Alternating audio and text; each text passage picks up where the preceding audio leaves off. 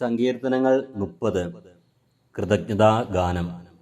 കർത്താവേ, ഞാനങ്ങേ പാടിപ്പുകഴ്ത്തും. അവിടുന്ന് എന്നെ രക്ഷിച്ചു. എൻ്റെ ശത്രു എൻ്റെ മേൽ വിജയമാഘോഷിക്കാൻ ഇടയാക്കിയില്ല. എൻ്റെ ദൈവമായ കർത്താവേ, ഞാൻ അങ്ങയോട് നിലവിളിച്ച് അപേക്ഷിച്ചു. അവിടുന്ന് എന്നെ സുഖപ്പെടുത്തുകയും ചെയ്തു. കർത്താവേ, അവിടുന്ന് എന്നെ പാതാളത്തിൽ നിന്നും കരകയറ്റി. മരണഗർത്തത്തിൽ പതിച്ചവരുടെ ഇടയിൽ നിന്ന് എന്നെ ജീവനിലേക്ക് ആനയിച്ചു. കർത്താവിൻ്റെ വിശുദ്ധരെ, അവിടുത്തെ പാടിപ്പുകഴ്ത്തുവിൻ. അവിടുത്തെ പരിശുദ്ധ നാമത്തിന് കൃതജ്ഞത അർപ്പിക്കുവിൻ. എന്തെന്നാൽ അവിടുത്തെ കോപം നിമിഷ നേരത്തേക്കേ ഉള്ളൂ. അവിടുത്തെ പ്രസാദം ആജീവനാന്തം നിലനിൽക്കുന്നു. രാത്രിയിൽ വിലാപമുണ്ടായേക്കാം, എന്നാൽ പ്രഭാതത്തോടെ സന്തോഷത്തിൻ്റെ വരവായി. ഞാനൊരിക്കലും കുലുങ്ങയില്ലെന്ന് ഐശ്വര്യകാലത്ത് ഞാൻ പറഞ്ഞു. കർത്താവേ, അങ്ങയുടെ കാരുണ്യം എന്നെ ശക്തമായ പർവ്വതത്തെ പോലെ ഉറപ്പിച്ചിരിക്കുന്നു. അങ്ങ് മുഖം മറച്ചപ്പോൾ ഞാൻ പരിഭ്രമിച്ചു പോയി. കർത്താവേ, അങ്ങയോട് ഞാൻ നിലവിളിച്ചു. ഞാൻ കർത്താവിനോട് യാചിച്ചു.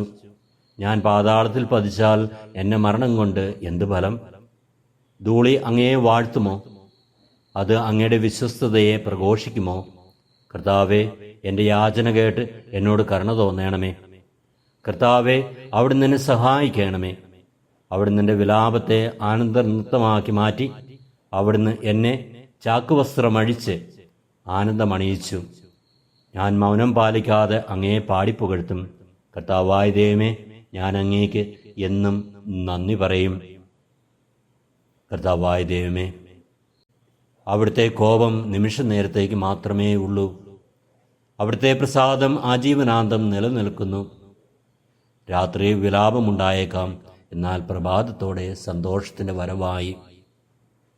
കർത്താവ്, ഈ വചനത്തിൽ വിശ്വസിച്ചുകൊണ്ട് അങ്ങയുടെ സന്നിധിയിലേക്ക് ഞാൻ ഇന്ന് കടന്നു വരികയാണ്.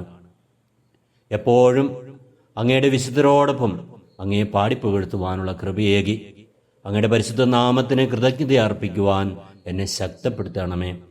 നമ്മുടെ കർത്താവ് ഈശോ മിശിഹായുടെ കൃപയും പിതാവായ ദൈവത്തിൻ്റെ സ്നേഹവും പരിശുദ്ധാത്മാവിൻ്റെ സഹവാസവും നാം എല്ലാവരിലും എപ്പോഴും ഉണ്ടാകുമാറാകട്ടെ, ഇപ്പോഴും എപ്പോഴും എന്നേക്കും.